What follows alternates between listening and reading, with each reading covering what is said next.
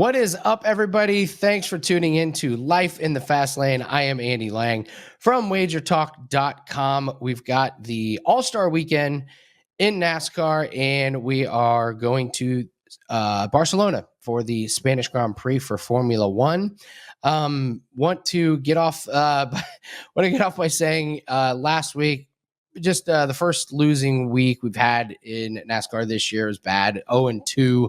The plays never were really close. I don't know if our guys were ahead of them for very many laps. So we were due for a down week. It sucks, but that's the nature of it. We're still right around that 59% mark, which would be amazing if we could finish the season with that. So we'll get back on track with some Formula One bets. For sure, we're going to have Formula One bets this week. So, and as always, leave your comments and picks below. I love seeing them. Love seeing what you guys are thinking. This All-Star Weekend is going to be a little bit crazy, but if you follow Formula One, let me know what you think. We got those upgraded packages coming in for some of the Formula One teams. So let me know what you think in the comments below. Don't forget to subscribe.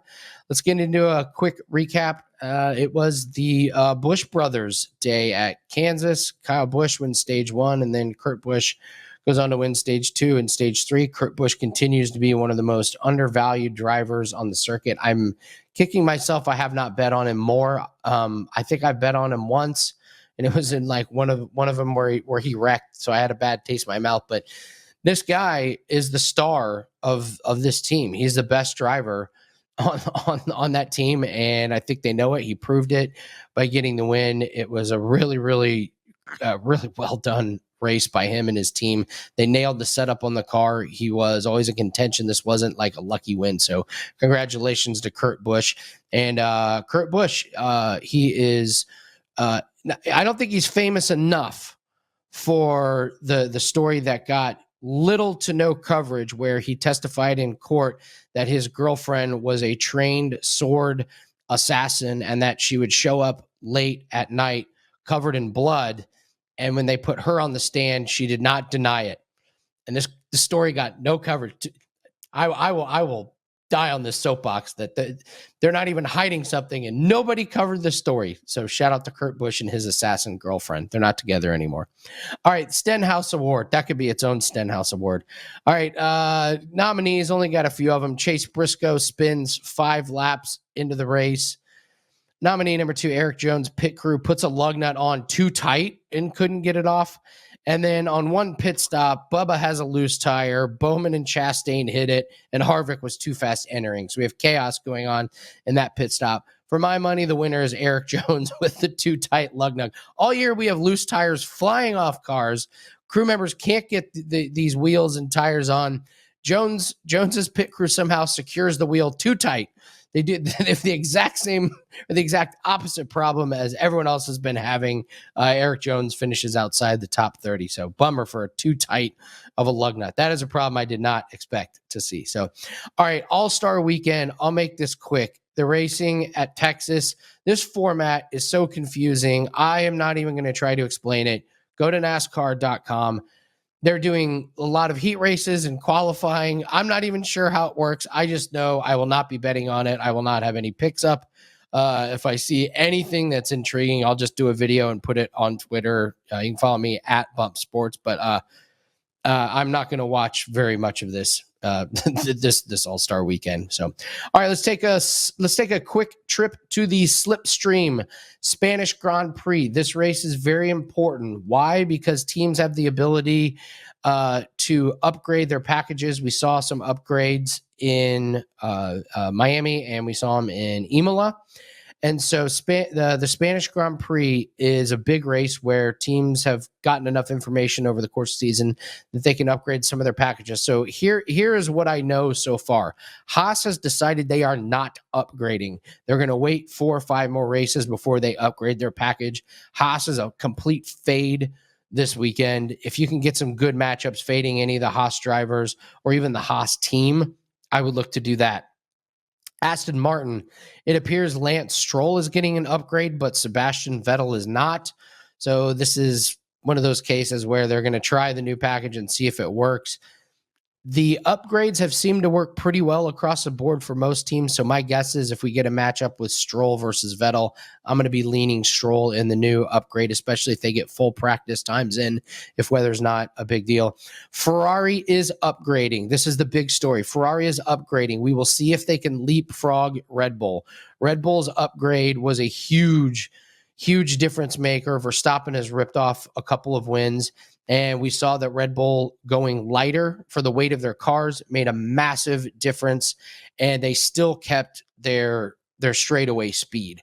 So Ferrari is going to try and upgrade. I'm assuming that they're going to try and figure out what to do on these straightaways. That's where they're losing all their time. Even when Ferrari has their DRS, they're just not catching up. And Red Bull's speed throughout the corners was a big deal, because Ferrari, that should be where Ferrari, it's its bread and butter. So we'll have to see. Practice is going to be interesting. I would expect Ferrari to not be that fast in the first practice session, because they're going to be testing some things out. So if you bet on practice or qualifying, you might look at Max Verstappen in practice 1. So let's pull up the graphic and let's show what the Spanish Grand Prix track looks like. So first thing we see is we have this huge, long straightaway. That is going to be where Red Bull is going to be at its strongest. You see that big, long stretch there. We've got some long swooping turns, and then we have another DRS setup here in the back with that another long stretch. And then we got a few more bigger turns, and then you've got the real sharp one there, 14 and 15. So right off the bat, my gut tells me I think it's Red Bulls to lose. You see it in the odds. They're just a little bit of a favorite over Ferrari.